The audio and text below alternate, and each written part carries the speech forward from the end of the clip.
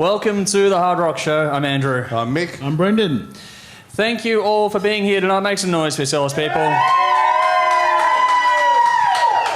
It's always a small crowd. It's a charm, isn't it? It always goes so well. For the thousands in attendance. Hey! And the light came on just in time for the opening of the show.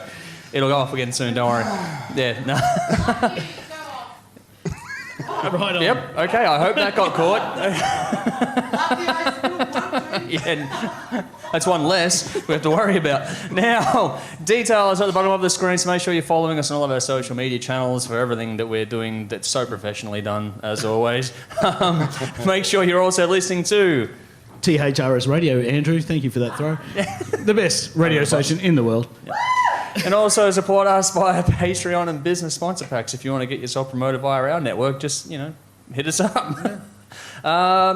Special thank you to Death Valley Dark Horse, Southbound Snake Charmers and Flynn Effect for playing here at Whole Lotta Love tonight. Let's hear it for the bands.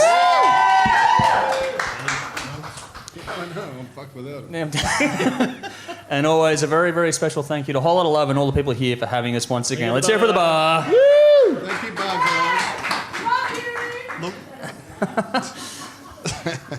Nikki loves the bar.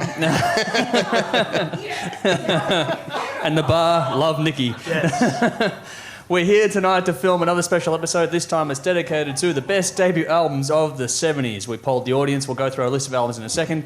And we'll ask the in-house audience tonight which one they want us to do here, and we'll do the rest that we don't get done here tonight back at THRS HQ. So the review pool for this week's episode consists of Van Halen with their self-titled album, Black Sabbath self-titled, AC/DC High Voltage, the Australian version, Skyhooks with Living in the 70s, Rainbow with Richie Blackmore's Rainbow, Bad Company self-titled, Kiss self-titled, Budgie self-titled, Ramones self-titled, Queen self-titled, Split Enz, Mental Notes, and Rose Tattoo with self-titled. All up, that is 12 albums, over 110 songs, and close to 8 hours of music for this. And it's worth noting as well that a lot of this is probably going to be the remastered edition because that's what's easily available. Yep. Who wants to go first with an opening bit of a statement? I'll give it a crack. Okay, give it a go. For those looking forward to some of my, general cutting, scathing reviews of albums, you're going to be bitterly disappointed because essentially this is going to be a 2-hour splooge fest. These are some of my favourite albums of all time. They hold up now as they did in the day and as debut albums. And I've tried to review them as debut albums, not just albums. For what they were at the time before there was much ahead of them. Yeah. I find a lot of these to be quite astounding bits of art. So, yeah, there's not much negative coming out of my mouth. I think my lowest score is an 8.5. So, good luck. Yeah, for me personally, there were some bands that I only heard by name or just a radio song. So actually listening to the albums, really interesting. Very, very. I would have loved to have grown up in that decade, to be honest with you. I did. I kind of didn't. Sorry, but I didn't. It's such a good decade of music and so many things and so many great bands, and they all sounded individual. No one really sounded like another band. And it was really refreshing to go and listen to some of these albums and go, wow, I've got to buy that. I didn't know about that band and glad I found it now, sort of thing. So it's going to be interesting to see everyone's scores and see how it all comes out. I know you're quite happy about it, but it'll be interesting to see what you think and we'll go from there. So. All right. Well, for mine, this was a random idea that came to us via the THRS Lounge on the social media side of things. And I reckon there's also heaps more scope for this kind of thing to explore down the line too.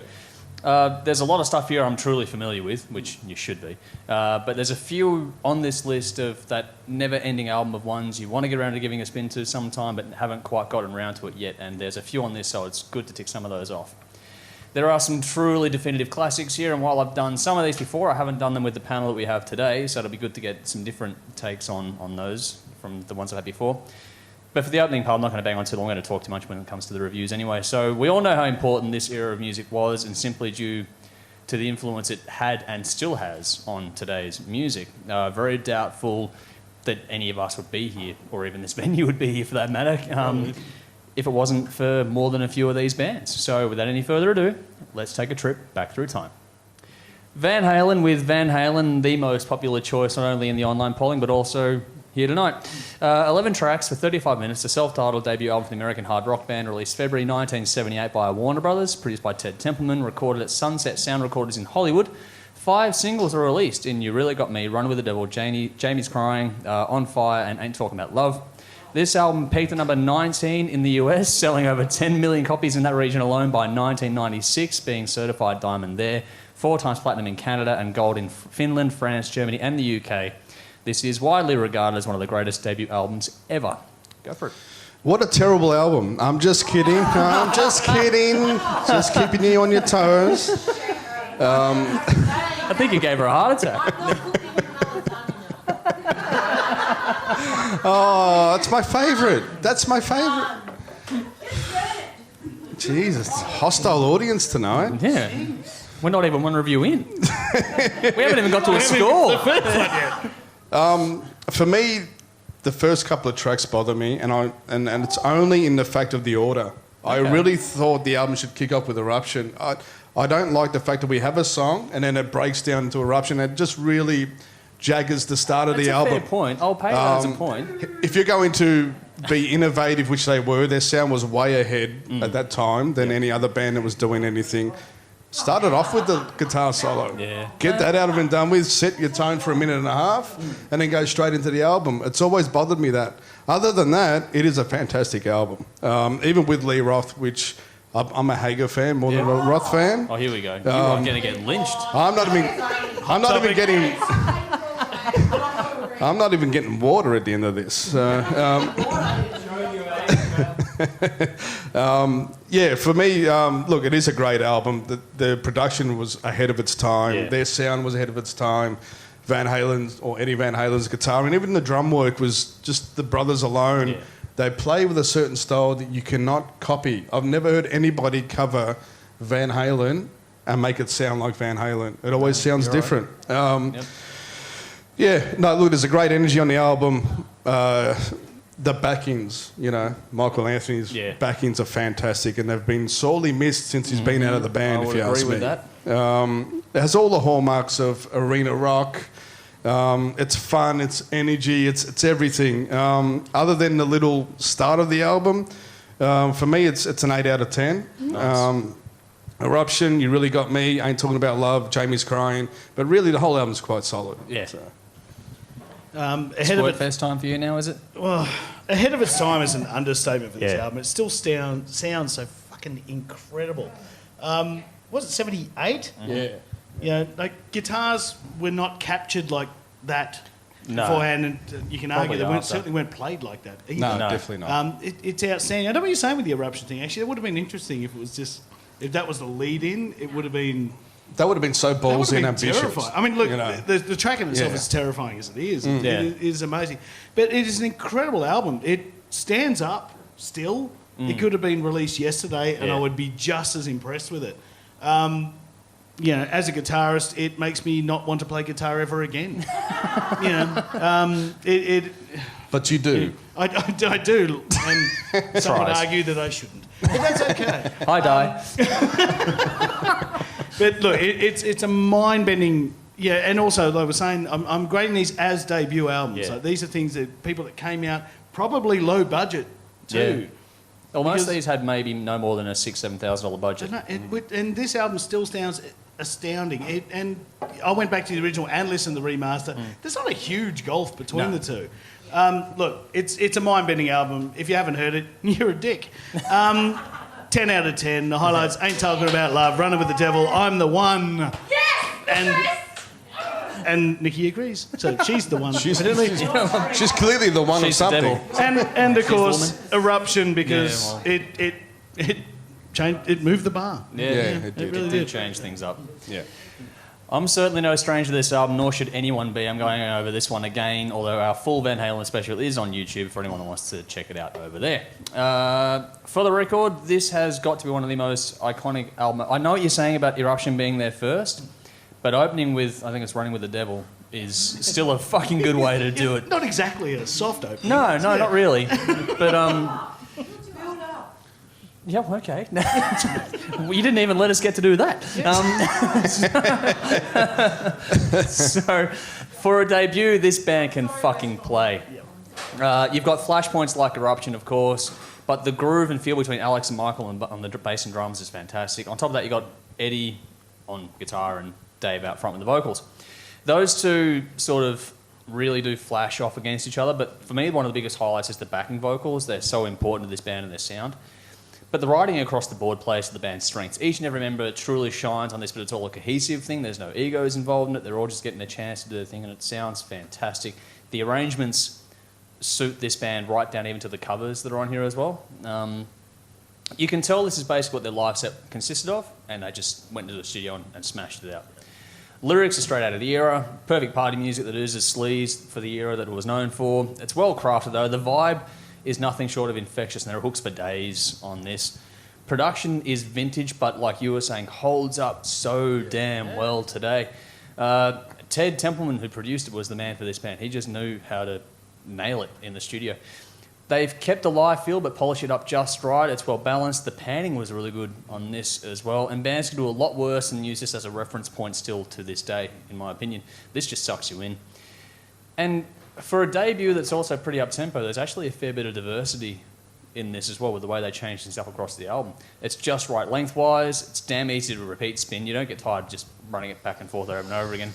The slower track is in the middle. The covers are spread out across the album. Like, all those things are just vintage album craft that I think is getting more and more missed as we get into the more digital age. This is one of the best representations of capturing a band in their prime on record of all time. That's what I think this is. Yep. You can't write this one off. The impact this album had and the band had on music history is undeniable. I've really come to appreciate this album in particular more and more as the years have gone by. If you like hard rock done right, this is a must-have in your library. It's a ripping album that deserves its place as one of the greats. This has something truly for everyone. 9.5 out of 10. Running with the Devil, I'm the One, Ain't Talking About Love were my standouts. Check it out for yourselves. Let us know what you think. Black Sabbath with Black Sabbath, 8 tracks, 42 minutes. The debut studio album from the British rock band released February 1970 in the UK and June 1970 in the US via Vertigo Records. Produced by Roger Bain, recorded at Regent Sound Studios in London. One single was released in Evil Woman. This album peaked number 8 in the UK, number 23 in the US, going platinum in the US as well as gold in both the UK and Canada. This album is widely considered to be the very first heavy metal album and the title track the first ever doom metal song. Go for it. Doom metal, absolutely. It's got to be the most chilling, haunting and plain demonic songs ever to start an album. Black Sabbath. Like, it is absolutely fantastic. It's everything that's definitive of 70s Black Sabbath that's in one song. Like, that's everything, you know. Yep. Great guitar tone, which is Iommi's thing. He's always been able to get a fantastic guitar tone. Doesn't matter what decade you're talking about. The old recordings just sound so good because it's got that real true stereo effect, you know, where that slight, everything's a little bit of delay left to right. Panning is fucking phenomenal. I miss the old panning. I think you've got to bring it back. It's so important. Like, when you go back and listen to albums like this, you go, fuck me, that's what music's missing to today. It's just a wall of sound. It's in your face all the time. Nothing breathes. Where here you're getting, you know, little guitar things and little, you know, percussion things and other speakers, and it's fucking good.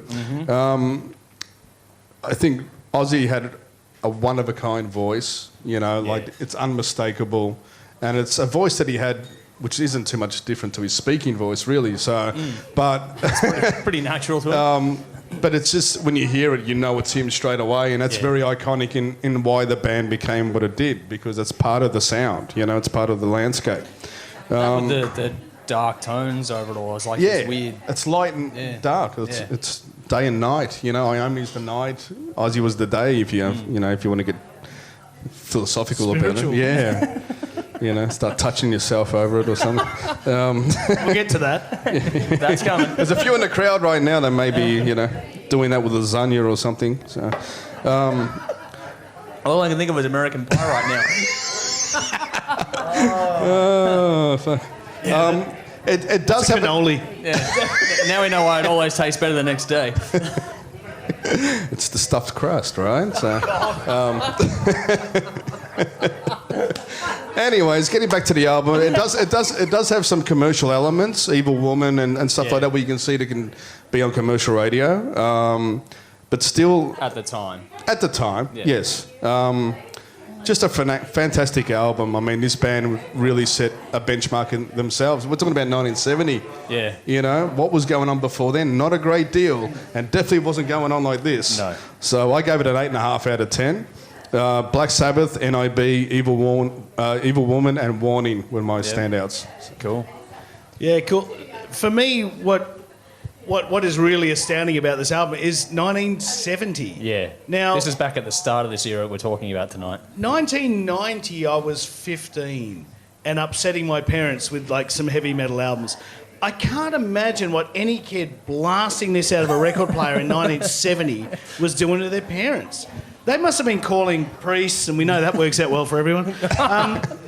You know, like, this is such a, like, evil, demonic sounding thing, because nothing prior to this sounded like this. And it's amazing. And as an album, I think it's just an incredible work of art. It is just, from start to finish, for me, is an absolute fucking masterpiece. I can't get past it. I never could. I never will. It's one of my favourite albums of all time. I think it's the best Black Sabbath album of all time. And they did some amazing stuff afterwards. But this one, for me, still just rings true because of, again, the debut, 1970. Nothing came before it. Like, no, this was a game changer. They might have had some influences, but their influence would have been like Beatles, Stones, maybe Blue Cheer, maybe. But this is groundbreaking stuff, and it is phenomenal. I love it. It's 10 out of 10. The highlight is the whole damn thing. I love it. It doesn't get much better than this. This is metal where it started, and it kept going. I love it. Yes. All right. Sucker. Yeah. I'm proud. Here we go. This is another trip down memory lane for me, having done this one as a part of our first ever Halloween special on the show a few years ago. It's nice to go back over some old ground for me. What an iconic album with amazing opening track and then the artwork on top of it as well. Oh, yeah. Like, if you've never heard this album, you are watching the wrong fucking show. Even that artwork, again, Yeah. your parents must have been terrified at you bringing this shit home. Yeah. It was meant to be terrifying. They had people running out of their gigs. That was like, that is such a cool piece of history. That's awesome. You won't get that anymore. No. You can't get people to the gigs. That's the problem. I've had people run out of mine, but For different reasons. Yeah. Not out of fear. Another debut with a couple of covers in it that the band have said they basically went in and recorded a live set for, but the performances are amazing. That they reportedly did this in a day with little to no overdubs is simply stunning. All four components have clicked and they bring you something different. Even little things like the harmonica and the Jews harp. oh, I love it. So cool on this record. I'm sure it wasn't great for Tony, but the industrial accident that fucked his finger up and led him to playing this way, it's a happy accident for the rest of us. Sorry, Tony. It wouldn't be Black Sabbath without that. It's dark and brooding, loads of space. Just a bit of that, like what you're saying about the radio side, is a bit of the happier 60s stuff still creeps in there. But they've twisted it, they've subverted it. It's all done to their thing, but it still keeps you there and it keeps you guessing while you listen to this one. There was nothing like this at the time. So many artists have tried to replicate it since. It's an influential album, this one. The lyrics are good, they're dark but still accessible. More people than you think could easily get into this one too. That's what makes it so appealing. It's terrifying and haunting, but it's still one that will suck you in while you're listening to it. The production has held up again on this one too. Not many sound this good after so long. This is right back at the start of the 70s too, and this sounds fantastic. I wish a lot of bands would go back to this, especially the desert and stone rock kind of bands. Instead of cranking the gain on the guitar to the nth fucking degree, go and listen to this and emulate this some more. Because this tone fucking sounds great. The mix is fantastic, great use of reverb, fantastic depth and space. You can feel the live energy of the band playing in the room. But the panning is amazing, as is the ear candy. Those little things in there. Like 2 days to do this. One to record, one to mix. How the fuck? Yeah. Wow. But it can be done. It can be and done. More bands should do it that way. I believe so as well. Just write and record while you're on the road, get the studio off for 1 day, 2 days, then fuck off again. Like, Spend the time rehearsing, and get then the get in there studio and do bang it out. Yep, that's it. This album is so important historically, but even better than that is the fact that it's an absolute ripper. I've grown to love this more and more over the years. This is raw, it's real, it's extremely well presented. What a foundation for music this laid after the fact. It's got vintage album craft. I love how the epic track goes for over 10 minutes right at the end of this record. I like how they left that little jam bit in there. So that was cool. Yep. This is how it used to be done. A lot of bands can still learn from records like this, and this does not get tiring on repeat listens. If you've never listened to this, unfuck that, please. This is more than worth your time. This does stand the test of time and should not be overlooked. 9.5 out of 10 as well. NIB, Black Sabbath, Wicked World, and Warning were my standouts. Check it out for yourselves. Let us know what you think.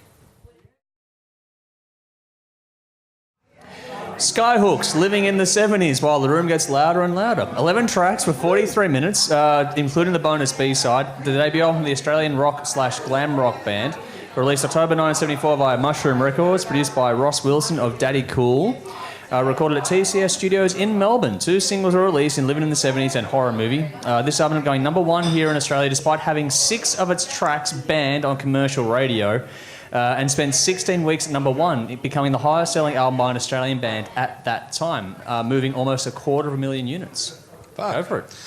Really hard to put into words what style of band these guys were. I got so many different things. I got a little bit of rock, got a bit of rockabilly, got a Pink Floyd's Dark Side of the Moon, triple the speed. Yep. You know, as much as what was going on and how busy it is actually captured quite well. Yeah. It actually balanced and really well captured. I thought the production was pretty good. Shirley Strawn had a unique voice. It won't appeal to everyone, that one. No, it's not the worst thing I've ever heard. I've heard worse, but I didn't love it either. You want a debate. And look, it's catchy enough. Some of the songs actually are quite funny lyrically as well. Especially a lot of the Melbourne stuff, you know, the Lygon Street limo and You Just Like Me Because I'm Good in Bed, which is, of course, right? So, we've all been there. As long as you're not playing guitar, you're fine. So. Says the drummer. I've got to get one back. I just really loved the actual panning on this album. The little bits and pieces that were going on, the little overdubs were fantastic. That was definitely a highlight for me. Look, I didn't know a lot of it other than the singles, and to be honest with you, I can see why the singles were the singles, to be honest with you. A lot of it was very samey and very much, they had a formula and they really did thrash it to death. It wasn't a bad thing, but I think it wasn't exactly my thing. I gave it a 7 out of 10. Living in the 70s, Horror Movie, You Just Like Me Because I'm Good in Bed, and Motorcycle Bitch were my standouts. Yeah, That's cool. a cool track. Yeah, it is. I fucking love this album. there is a theme tonight, in case you notice. Oh man, Mushroom Records wouldn't exist if it wasn't for this album, and it is really that bloody simple. That half of the Australian music industry through the 70s, 80s wouldn't exist if it wasn't for this album. It was, considering it was banned on radio, just about. But still succeeded, and buddy, you know, Molly put him still on Countdown, and all the bloody folklore that's gone behind it is so fucking cool. Yeah. But it is also a brilliant album for what it is. It's so Australian. It's so actually particularly Melbourne. Yeah, that's what I love about it. Yeah, same here. And it's cheeky as all fuck. You know, like Shirley Strawn and I knew him from Shell's Neighbourhood, to be honest with him. Back in those days, I didn't even know he was a singer. Yep. And then you sort of go back to it as an adult or, you know, a close approximation to it. And, let's not use adulthood on this show very often. Yeah. As an older child. There is nothing about this album that I still don't enjoy. Like, you know, it might not be a musical masterpiece, as some of them we've covered, like Van Halen and stuff, but, you know, this is Melbourne and this is the Australian rock scene and its very essence. It is a beautiful piece of work. If you haven't heard it start to finish, please check it out because it is so fucking cool. Again, I'm getting boring. 10 out of 10. I love this album. The highlights for me are Ball and Calling, Living in the 70s, Smut, Horror Movie, and You Just Like Me Because I'm Good in Bed.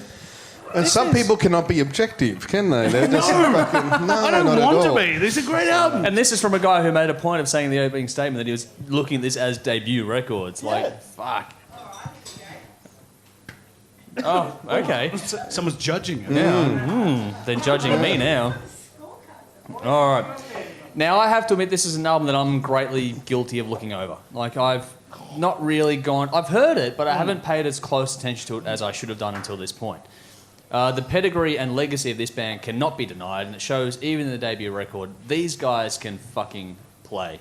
Each and every element is bang on. Shirley's voice may or may not appeal due to taste, but his delivery is fantastic. Can sing. Yeah. He rivals Bon Scott from Line with just that cheek and attitude in his delivery, the way he goes about it. I agree. Or someone's going, no. And it's like, well, fucking yes. I agree.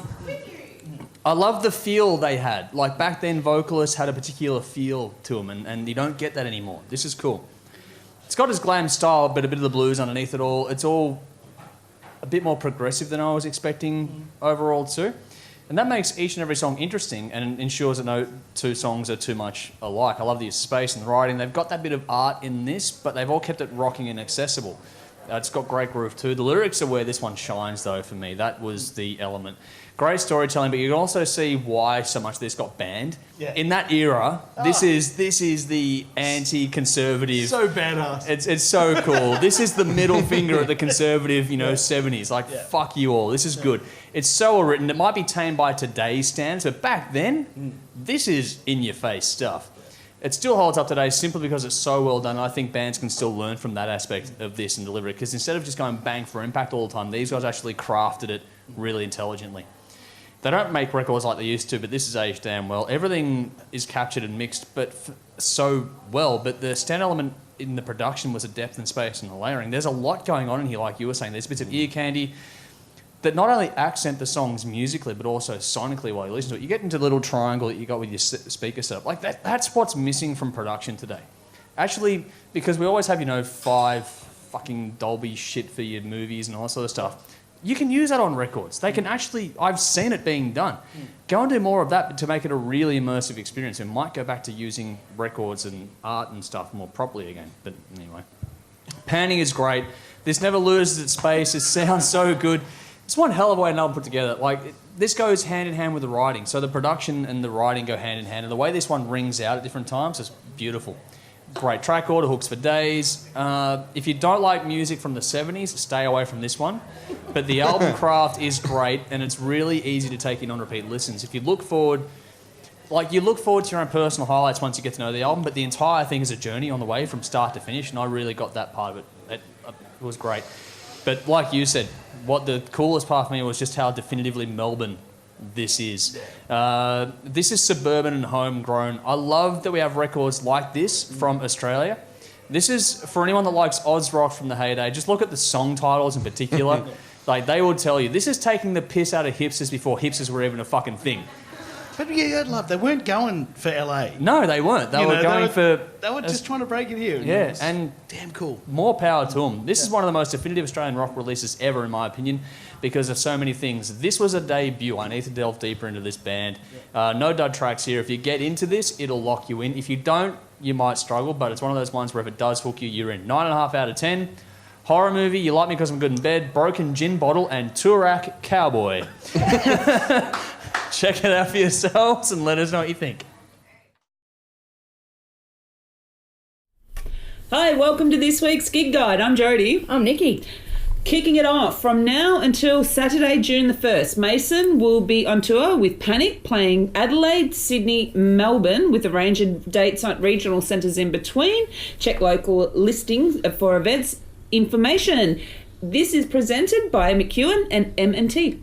Also, from now until April, Saturday 27th, you know what I meant, Jack Jones of the Southern Sons will be on tour performing the complete debut album from Southern Sons. Check local events for more information. On top of all that, from now until June the 15th, the Blaze are on their Long Way Home tour, playing Tasmania, Victoria, Australian Capital Territory and New South Wales, so check local listings for more information. Woohoo! Friday, April 5th, we have 1,000 Mods at Stay Gold in Melbourne. Supports from Child, The Ugly King and Unlucky. Also, the Dirty Rats, Dirge and The Ride are playing at Mr. Boogeyman Bar. April 4 to 7, we've got Pop Evil touring the first time here in Australia. They are playing Adelaide, Melbourne, Sydney and Brisbane. Supports include Bad Moon Born, Warbirds, Audio Rain, Figures and Red Bee. On Saturday, April the 6th, THRS at Whole Lotta Love. This time it's our first ever State of Origin battle, and more information is to come. Yeehaw! Saturday, April 6th to Saturday, April 27th, Creek are on tour in support of their new video and single, The Deep. They are playing in Brisbane, Byron Bay, Mayfield, Katoomba, Sydney and Fitzroy, and check local events for more information. On Wednesday, April 10th to Saturday, April the 27th, Omnium Gatherum and Orpheus Omega will be touring together on their Driven by Conflict and Sin tour across Australia, East Coast. Then Tasmania, South Australia and New Zealand, so check local event listings for more information. Friday, April 12, we have 8 bands across 2 stages, including Red Sea, Nabarus, Eat the Damn Orange, Vacant Image, Killermaine, and more at the Bendigo Hotel. On Saturday, April the 13th. Melbourne Heavy 10, as put together by Mr. Jimmy Van Zeno. It is coming to Stay Gold, and it is featuring To an End, Sonic Circus, Ironstone, Echo Del Tusker, Espionage, Black Aces, and Venom, Delacoma, Frankenbach, and Dreadnought. Lineups and events are subject to change, so keep up to date with those that interest you on Facebook. Hit us up on Facebook if you've got something you want us to plug. Well, that's it for this week, so rock up and get your frock on. Kiss with, you guessed it, Kiss. 10 tracks for 35 minutes. Their debut album from the American rock band, released February 1974 by Casablanca Records. Produced by Kenny Kerner and Richie Wise. Recorded at Bell Sound Studios in New York. 3 singles were released in Nothing to Lose, Kissin' Time and Strutter. This album peaked number 87 in the US, number 82 in Canada, number 54 in Japan, and number 38 in New Zealand. Eventually going gold in both the US and Canada. Much of what was on this album was written before entering the studio, as it was carried over from previous bands. And at the launch night for this album, that actually led to Warner Brothers releasing Casablanca Records over a dispute due to the makeup and show of Kiss at the time. Yeah, it was a very disruptive time back then. Go for it. Iconic drum fill to open up the album, which sets the mood and tone for the album, and the early, like before Kiss was a name. Yeah. There was Strutter is just, that's what Kiss was all about. It's good energy, great energy, killer hooks, just good old fun rock and roll album. And that's what they were trying to sell at that point in time. Just come and have some fun with us. On reflection, I haven't heard this album in quite a few years, as in top to bottom. Yep. And some of the tempos are a little off. I've got to say that Firehouse and Cold Gin in particular, they're a little too slow. They could have been played 2 beats faster. I do wonder how this album stacks up in its entirety with the die-hard Kiss fans. I do wonder about that. Well, it's got a lot of staples that they've played throughout their whole career. Like, there's at least 3 or 4 songs off this album that's never been removed from the set. So it probably holds up pretty well. Some of the whole album, as a complete listener, you're going to go and pick your greatest hits out of it, or are you going to listen to the whole thing from start to finish? That's the question I've got for this album. Okay. Kissin' Time was a good addition, and I would have liked to have seen them done that live. I think that was just a really, really good cover song, and they were all singing, all taking turns with the vocals, and I think it would have transcended really well live.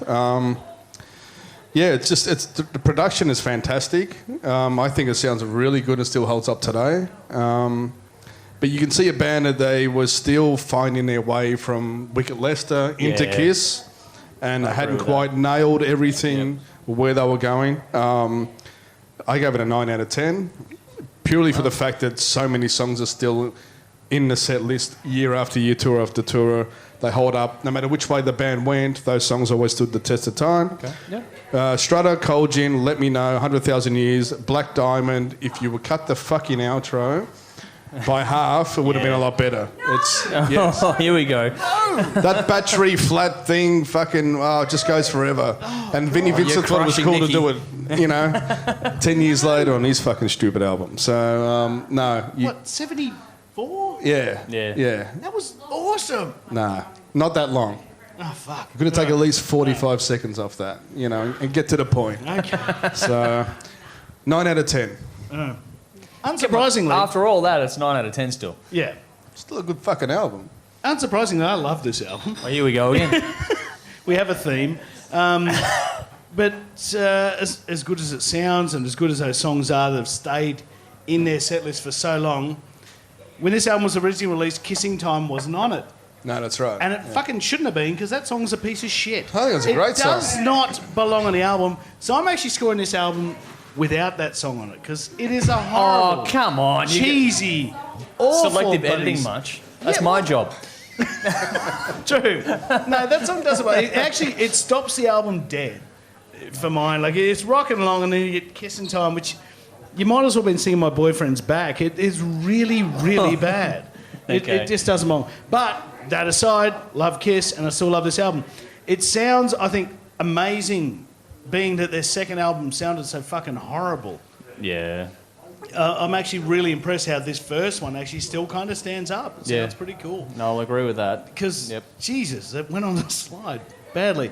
But they didn't And have so the did money. the record label, which is why it ties into the start. I love the album cover because I love the fact that Gene and Peter have that look on their face. They're kind of like, what the fuck did we get into? It's and a shit album cover. No, it's wonderful. No, it's terrible. No, yeah. Well, yes and no. You have to look at it because like Gene and Paul are looking in the camera, looking so into it, and the other two are going.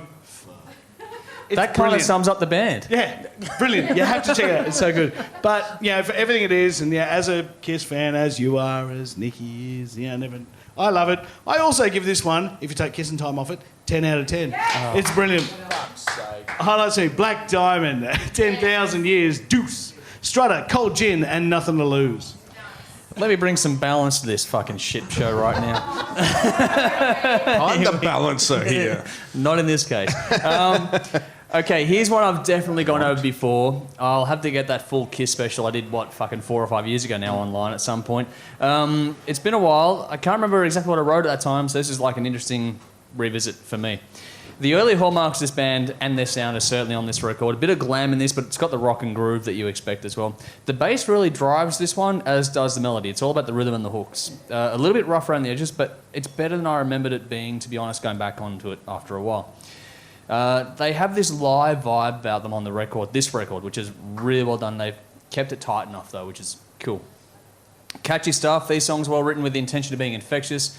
It's a little bit loose overall, and in the context of the album, it maybe doesn't quite fit as much as it should when you listen to the whole thing overall. There are some songs I thought they tried a bit too hard to be a bit too catchy kind of thing. But overall, for a debut, this is solidly written. Lyrically, it's actually pretty good, which is something I have criticised this band about before in the and past. rightly so. Yeah.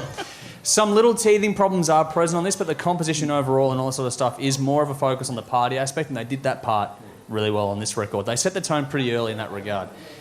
Production is rougher than others in this pool of albums we've gone through. It's well balanced, but it hasn't aged as well as other records have in this list that we've gone through tonight.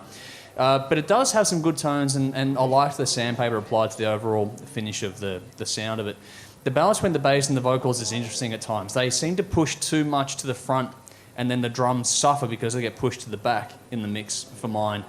It's different, it works for them, but there are times where it seems to be even, and other times that really starts to stick out at you, and like, just keep the balance there, it'd be good. But you can tell the Gene and Paul show is really pushing the buttons from the start on this record for mine. Shock horror.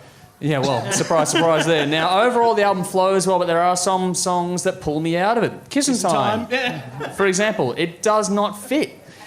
That song could have been reworked just a little bit more, I think. Should be left off. Well, that would work too, but it's only a 35-minute album, so... That's okay. Yeah, well, we're not going for Ramones here. Yeah, well, should we do that? No. It's catchy, but it comes across a bit too jarring because it's out of place on this record. Love Theme from Kiss was another one. That didn't do anything for me I love either. that song. I love that song. It didn't fit. Like, that just did not fit this record on a listen. It's just, you're going through it, and it's fucking instrumental. It is like, a bit throwaway. What the fuck is this? Love it. And no. Love it. Side A was stronger, but there are some gems on side B. All in all, it's pretty well done, but it does suffer in balance due to the process we went through here. All in all, it is still a solid debut. If it wasn't up against so many absurdly good releases in this context, it might have gone better, but I'm comparing my grades as I go along, so this is not going to be an up there one. There are some songs on this which are like you said about the set list, they are always there, they're staples. There are some songs you're going, yep, that's a belter, that's cool. But there are other songs in here it's like, yeah, I'm not going back to that one. It's good, I like it, but I'm starting to wonder more and more as the years go by if I'm not being forced into more of being a Kiss fan as I'm doing more of this show as opposed to what I was when I started doing the show. I think, starting to wonder more as the years go by if I'm being forced by osmosis into becoming a much bigger Kiss fan than I was before THRS was a part of my life. That's the opening, that's the closing sentiment there. 7 out of 10. Strutter, Black Diamond, and Cold Gin. Check it out for yourselves and let us know what you think.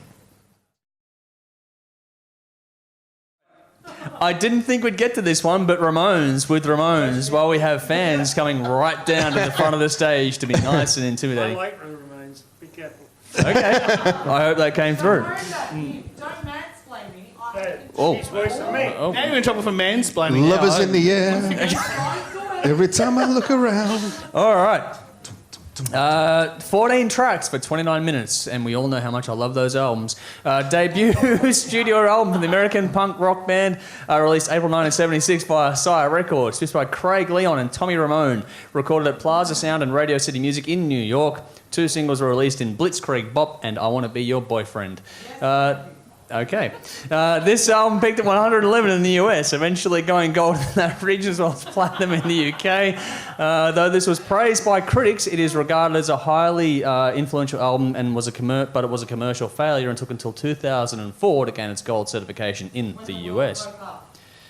We'll go with that. Yes. Go. Am I me? Yeah. Okay. I really don't like punk at all, but this band... Hang on. And I'm going to get that lasagna from you. Don't worry. But this band I really like a lot. I do like what they do. Okay. Yeah, and for as simmer and samely and all that kind of stuff, they had a formula and it sounded legit, it sounded authentic, and it sounded real, and I appreciated that. This was the first time me actually listened to a Ramones album start to finish. Yep. I've only ever heard songs here and there, and I go, that's kind of cool, but never really delved into any album. So I actually really enjoyed this. I thought it was good. It's just got an energy and attitude where it's just a big fuck you, to everyone. And Well, that's its point. Yeah. And I thought they nailed it. And I could see the young kids really having a good time with this back in the day, and probably even now, some punk kids. If they got to hear it.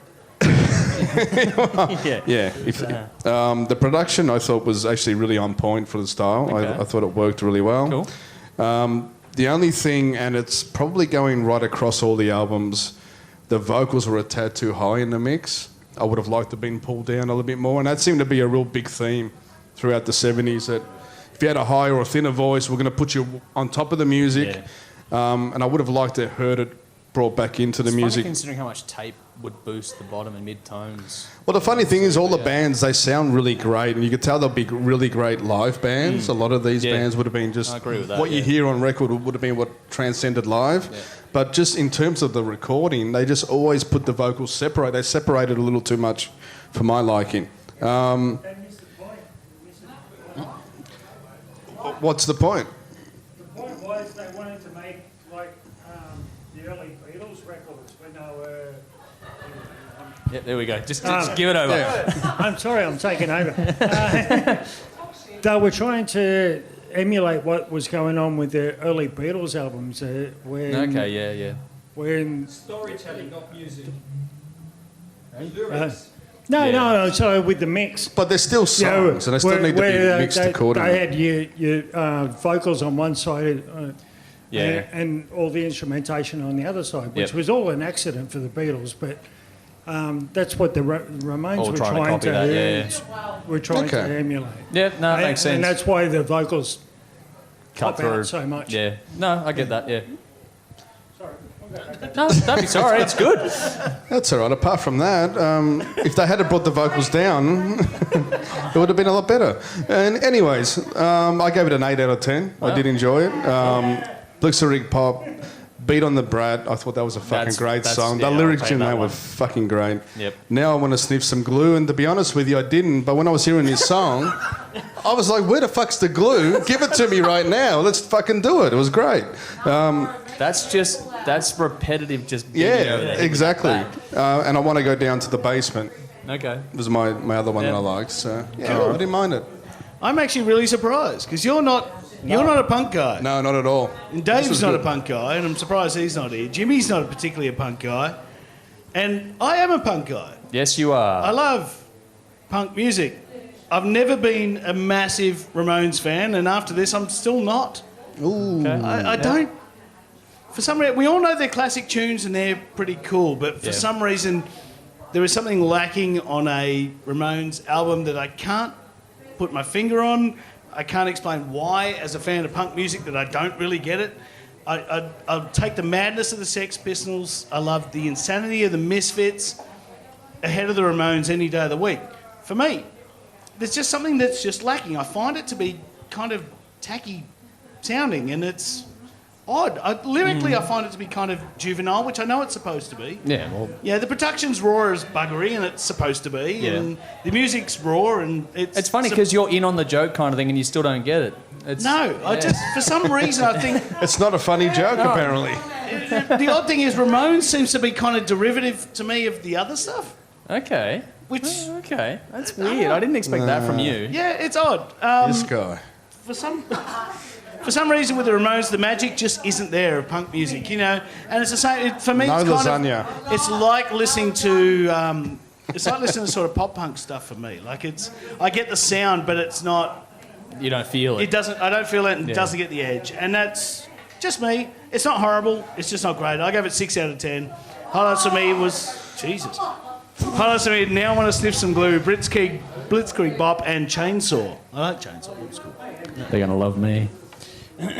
All right, time to hit some old school punk. While I can appreciate their influence, this is an area I have traditionally struggled with. This is loud and bratty. It's completely reflected in the performances. This isn't going for anything apart from the enthusiastic use of energy.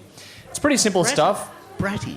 Bratty. It's bratty. Instead of being a dead set arsehole, it's bratty. Yeah. And I think that's... I feel like they'd read A Clockwork Orange one too many times. Yeah. And went into this. That's what I feel. But hey, I'm not finished yet. I'm not sure I'll get to finish. It's... That's below the belt, literally. Jesus. Ouch. Wow. No more Bridesmaid for you. Carrying on like a drunken sailor over there. Oh, yeah. Hey. Bang. At least you'll get lasagna. Okay. This sort of stuff is pretty simple, unlike this review that's just meant to get you moving if it grabs you. The exact same is said about the composition. It's simple stuff, which unfortunately, even for a half an hour record, it became repetitive for me. It is literally what we said at the start. It's like 1, 2, 3, 4, go, and you do it for like 2.5 minutes, and then next song. And it's the same thing over and over again. It's got some hooks in there, which I didn't expect, and the little touches of the 60s, like I Want to Be Your Boyfriend, that sort of stuff. That was cool, and that stopped it from being too one-dimensional for me. Yeah, but lyrically it covers anything from romance, beating people up with baseball bats, glue sniffing, chainsaws, breaking up, and everything in between. It's repetitive, it's simple, it's all hook-driven, but it feels like simple music for simple people while I'm listening to this sort of stuff, which is... That sounds really nice, but it's not meant to do anything for you in any sort of engagement sense. It's just meant to be, I'm angry, I'm going to get drunk and sniff some glue and listen to some noise for half an hour and then I'm going to fuck off again. That's what it's... And that's okay. That's okay. But it's like soccer hooliganism for rock. Production-wise, it's really gritty. The cymbals are almost not present. The bass does come through nicely, though. The rest of the drums and vocals sit pretty well in the mix, but the guitars are certainly the focus in how they've done this. When it comes to little things like those elements of 60s stuff and the Foley work, that's actually done really well. They did that really subtly. The double tracking of the vocals proves there's plenty of talent there. Like, you can't double track and nail that on tape without having a substantial amount of talent. They did that stuff really well. It's meant to be gritty. It's not meant to be aesthetically pleasing. They've pulled that part off pretty well from mine. It's what captured mix. It's all going to come down to taste and how well you like this one or not. It's a straight out of the basement pub sort of gigs in the UK into going into whatever else. So that's what this feels like to me. UK, US, that era, that sort of stuff. The New York kind of thing. This album suffers for mine for being too one-paced, though. While there's diversity in the songs, the tempo never really changes gears. And while it's only a half an hour long record, that's too much of the same thing for too long. Like, yeah. If this is your thing, you're in heaven with this release. This is going to be, like, fantastic. But if you're not, this is going to get tiring really quickly, and it does feel longer than 29 minutes. If you like punk, this is Nirvana, not the band. And the real origin of it all. This is a long way removed from pop punk like The Offspring and Sum 41, so if you respect that, fuck off, because they're shit bands anyway. If you don't like punk, this will probably only serve to put you off even more from the genre. How's that for your fucking comment before, Nikki? I was trying to... Because she was right there a second ago. There she is. The lights are blinding up here. Okay? For me, I can appreciate what this means to people and the influence on you're all the music that it same. had. In this glare, it is. But there isn't much here for me. I can get through a spin or two, but on repeat listens, it does get tiring very quickly for me. This isn't meant to please people like me, though. This is meant to piss off people like me, and for that, it's well done. But it's not something I'm terribly keen on exploring further. 5 out of 10. Blitzkrieg Bop, I was waiting for that. 53rd and 3rd, and Beat on the Brat. And I feel like I'm going to get beaten up after this. Check it out for yourselves and let us know what you think. Wow.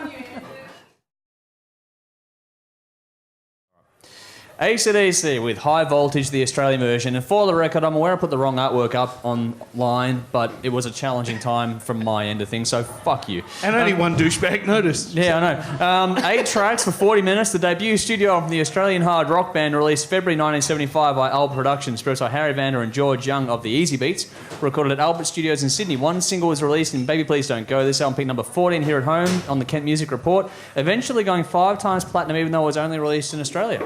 This is not to be confused with the 1976 international release with different tracks on it, and this album had a few musicians performing on it as the lineup wasn't completely settled apart from the Young Brothers and Bon Scott. Go for it. Same formula? Different formula? What? All right, it's definitely a must-have in any rock collection. Although it's a little slow for my liking, I think they got the tempos better on Let There Be Rock and albums going forward. It has everything you want. It has great riffs. They're grinding. That pounds. Yep. It's heavy.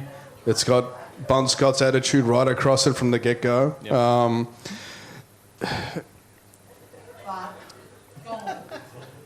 It's look, AC/DC.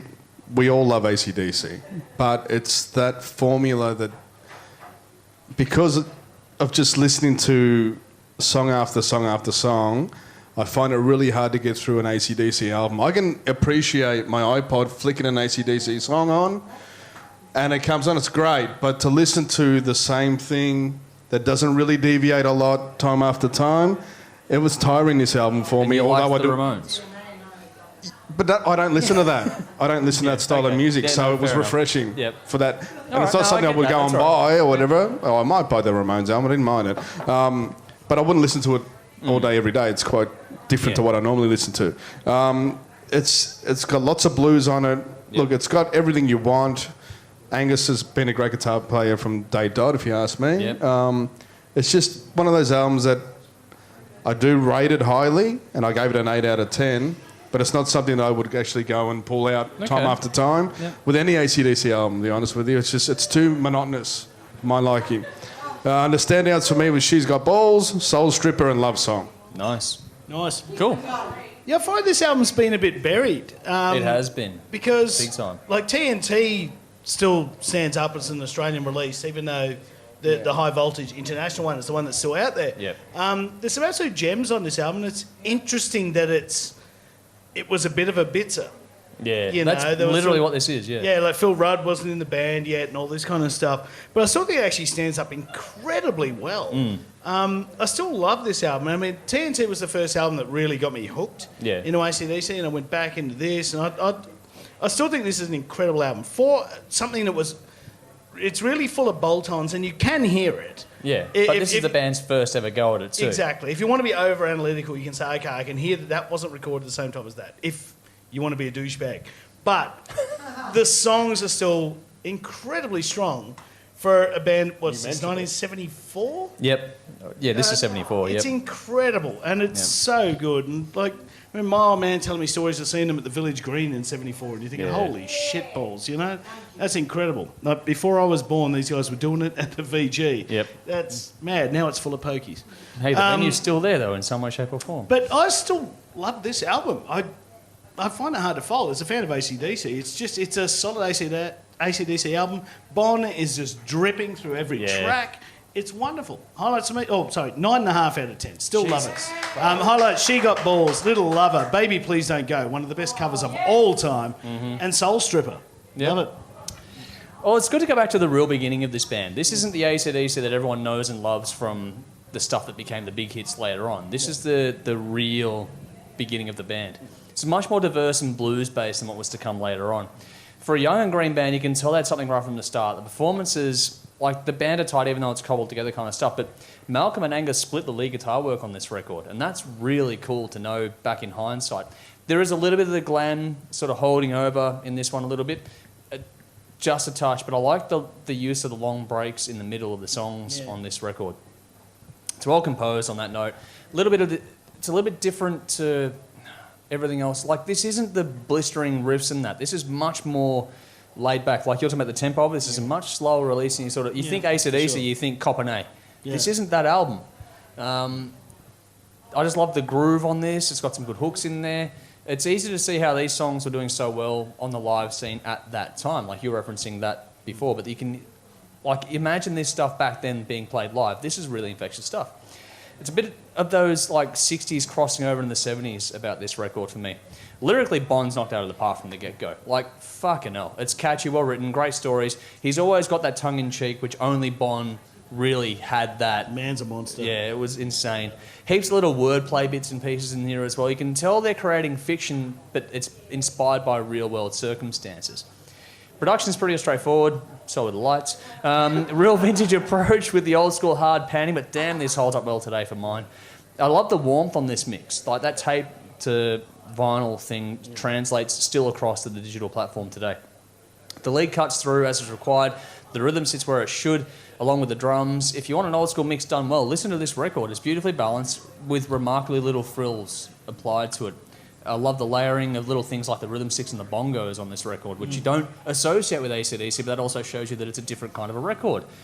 And I like how... George Young in there. Yeah, exactly. the Easy Beat influences on that. And I love how little things got left on the tape, like the recording studio stuff. So you can hear Bond talking and stuff in there. I love that shit on records. The album is more sedate than you'd expect, and it relies on the groove. The track order is well thought out. The diversity really fits together as a complete piece for mine. Nothing too out of the box, but there are certainly some different flavours explored. It holds up very well on repeat listens as well. This is a good one to revisit if you get the chance to do it. Like you said, it's been a bit buried, and I don't think it should be as buried as it is. It's not full of the belt as they're going to get known for later on, but there are some great tracks on here that show just how deep their roots ran, and they morphed into that juggernaut they'd become, but you can hear the foundation of all that here. There's no filler. I like the surprise you get out of the last two tracks in particular on this record. That was cool. They give you a real taste of the different side, which is cool for me. Solid release, still sounds good today. If you've never listened to this, it's a bit of a trip, but it's well worth adding to your collection. These guys had it all right from the start. 8.5 out of 10. Baby Please Don't Go, Soul Stripper, She's Got Balls, and You Ain't Got a Hold on Me. Check it out for yourselves. Let us know what you think. Time for our closing statements on this one. Who wants to go first on our closing statement for this? Closing statement? Oh, just a closing thought. Have you got any closing thoughts? Oh, God. Debut albums of the 70s were something incredibly bloody special. Going back to these was a hell of a lot of fun.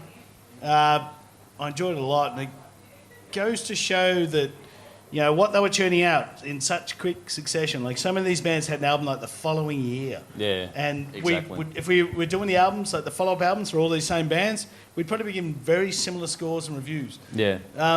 It was a different beast back then. I wish we'd get back to it. You know, more content, less bullshit. Please, rock and roll. Let's do it. Mm-hmm. Yeah, I just a few bands I discovered that I didn't actually realise. I did know some songs, and then listening through whole albums was like, holy shit, this is actually really, really, really good stuff. Yep. I've added a couple to my list that we'll be talking about at a later point in time. We'll get back to those at HQ, yep. Yeah, no, I really enjoyed this, and I do have a soft spot for the 70s. I think everybody does. Anybody's a rock metal head that's been into it for at least 15 years plus. Hard not to. You know, you've got to be influenced by some of these bands at least. Really fun. Really enjoyed it, and it'll be interesting to see how we go with the rest of them as we go along. Well, we'll get to those later on, which will be in post-production for the online stuff as well, so it's all a bit of a time warp. 70s. This was a hell of a lot of fun for me. I enjoyed this. Some points I took away were just how many bands had fucking self-titled debut albums. That was nuts. That was the trend, wasn't it? Yeah, I know. Yes. But another part of this that was really cool was just how well some of this held up today sonically. The production back then was fucking A1. I feel like a lot of bands should and could go back to these albums to learn a hell of a lot more, but that's just me. There's no real duds in this list for me. Even the lowest score had more to do with my personal taste than anything else. Out of what we covered for this special episode, there's pretty much something for everyone on this list. And you should do yourself a proverbial favour and just check out the albums on this list to... Fuck, if there's something you haven't heard out of this, go and check it out. It's worth it.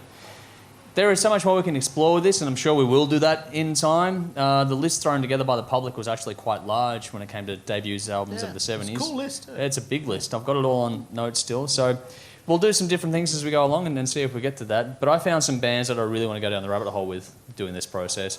And I had fun at the same time going over some old personal favourites. So this was a win-win all around for me. I hope you've all enjoyed it out there as much as I have and we have in doing it. Details are at the bottom of the screen at the moment for those watching on TV or online. So make sure you're following all of our social media channels. Also listen to THRS Radio, Andrew, the greatest rock and roll station in the world. Check it out. That's it. And please also support us via Patreon. We have business sponsor packs out there as well. A very special thank you to Death Valley Dark Horse, Southbound Snake Charmers and Flint Effect for playing tonight. Let's hear it for the bands. Let's hear it for the bar one more time. Whole Lotta Love, thank you very much. And to all of you that have joined us here tonight, we thank you from the bottom of our hearts. Make some noise for yourselves when I get my fucking words out. Go for it! That went well. We're here each and every month, so keep up to date with online and the gig guide and all that sort of stuff for that sort of thing for when we're here next. But now it's time for our favourite part of the week, the bin. The bin! The bin. What have you got for us? Now, we don't normally need language warnings, but I'm going to give you one anyway. Don't be a cunt. Some things have happened the last couple of days as we film this that I really don't want to talk about. Something else that happened is my gorgeous 12-year-old niece, who is a beautiful young lady, has shaved her head for a friend of hers that has leukemia to raise money. Wow. So for every complete cunt in the world, there's probably 5 million beautiful people. Don't forget to be a beautiful person. So tomorrow, whatever that means to you, and I really don't give a shit what it is, buy your dad a beer, call your mum, help an old lady cross the street. I don't care. Don't be a cunt. Be a beautiful person. The world needs more of them. In fact, no, the world's full of them. The world is full of beautiful people. Never forget that. And just remember, be good to each other. Love you all. There we go. Well done. That was good. I don't even know what to say right now. Look, I think that's going to be a sore point and a subject matter of what's happened just pretty close to us in another country, not too far away. But my gripe is the media. Now, I was getting my car serviced today, and all I could do while I was getting done for about 3 hours was watch the TV, which was on the news channel. They did not stop playing that live feed. Oh, fuck off. Really? I saw it about 30 times today. Now, when are we going to get it through our thick fucking heads that does not help anything? That's fucked. You are just fueling the fucking beast every single time, over and over and over again. It's bad enough these atrocities are happening more often than not, okay? And it doesn't really matter where you're from, okay? The world is not a safe place. There's no such things as, it only happens over there, or it's only, it's not here, because it's everywhere. But when is the media going to fucking wake up and go, okay, air the story, but don't air the person? Yeah, okay? Agree with that. What about the families that are going through all this shit right now? Whether it's their daughter, whether it's their husband or wife or whoever it may be, close friend, they can't even fucking look at a newspaper or a television or go anywhere because these fucking assholes are fucking sensationalising it over and over and over again. For a buck. Yeah. What buck? It's advertising revenue. That's the problem. Yep. So all the media corporations that think that they're doing a justice for the community, fuck off with that. You're full of shit. I agree with that. This is going to be a trend tonight, folks, and I'm sorry for that in advance. But first, before I get to my big one, we had a death in my family over the last couple of weeks. So my first bin for this is funeral insurance if it doesn't pay if they've been with them for less than 12 months. Fuck you. All right? For any of you that think that's a good thing and a good stand-up business model, look in the fucking mirror. You're only making profit on the back of suffering of the family left behind. So that's for you. Yep. On a wider note, and I know for a fact I'm going to piss off some of our audience with this one, and I really don't give a shit. Please be a lighter note. Terrorism, hate and fear. The consequences of those things only hurt the innocent. If any of you think what happened in Christchurch is a good thing in any way, get in here. If for some reason you're in the minority that have had a problem in your actual day-to-day life that causes you to view people of a certain race, religion, creed or whatever in a negative light, that may be your prerogative, but remember that it would do well to take heed that it was an individual act and not to paint the entire section of humanity with a tainted brush. There are good and bad people in all places, all over the world. You wouldn't like to be painted with a bad brush. Don't do it to other people. To the majority, though, of those that are enjoying what happened over there, that have actually had no personal reason for it in their day-to-day life whatsoever, your fear and hate has been drilled into you by politicians, the media, or twisted individuals that have some sort of influence in your life. Understand this, even if it takes a minute to sink in.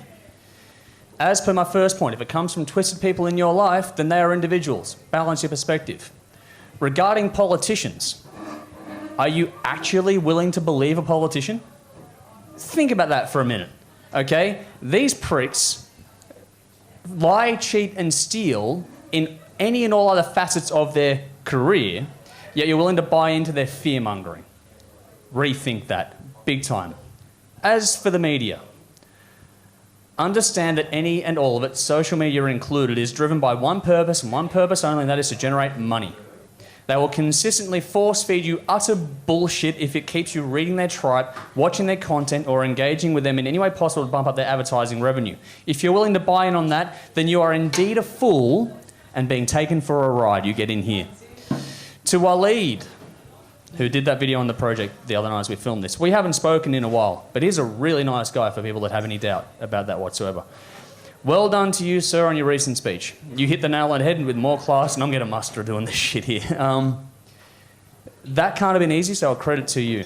As you said, though, it's time to actually come together. Do not let people who are only thinking of how best to line their own fucking pockets influence your view of the world. Do not let their greed hold such a power over you. To anyone that enjoyed what happened in Christchurch, fuck you in there. All right. Time for us to go and let the bands take over and actually give us some fun for the evening, as opposed to that sour note, which will be there for all time online as well as television. Thank you all for tuning in. Until next week and until next month at Whole Lotta Love. I'm Andrew. I'm Mick. I'm Brendan. As always, Peace. Rock on. drink up.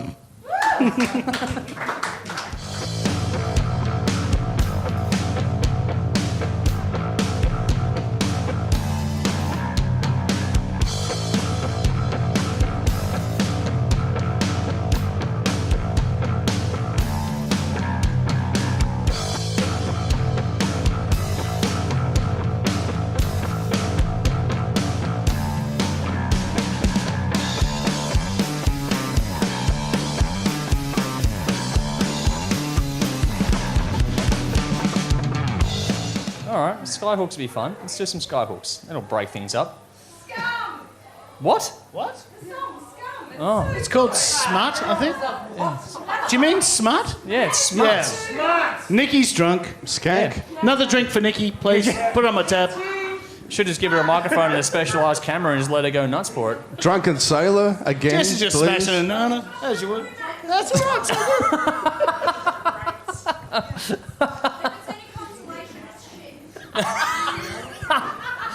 For some reason, that's slightly disappointing. It's a tough gig tonight. I'm going to need a camera over there, I think. We need banana cam. Banana cam. Yeah, there we go. You want to get up here and do it? You fame whore, look at you. That's Fancy pushing in on its Channel 31 celebrity. I know. Rainbow. Budgie. Queen. Queen. Queen. All of them. Queen. Fuck. Queen. Oh, fuck's sake. You're just being difficult. All right, Jess, what do you want? Because you got up here before the banana. What do you want? AC/DC, AC/DC. I've written more. You've written more. Yeah. What, Rose Tattoo didn't inspire you? We were listening to Rose Tattoo in the car on the way here. Ah, okay. When I spoke to you yesterday, you were on top of this. Yeah, I know, but I lied. You start paying me, I'll take it more seriously. Whoa! Actually, I have to pay that. That's I have to pay that. That's and that is But if my I start line. paying you, remember that I own you. Oh yeah. All right. It's that fine line, isn't it? I thought I'd get to those two this afternoon, but instead I had a nap.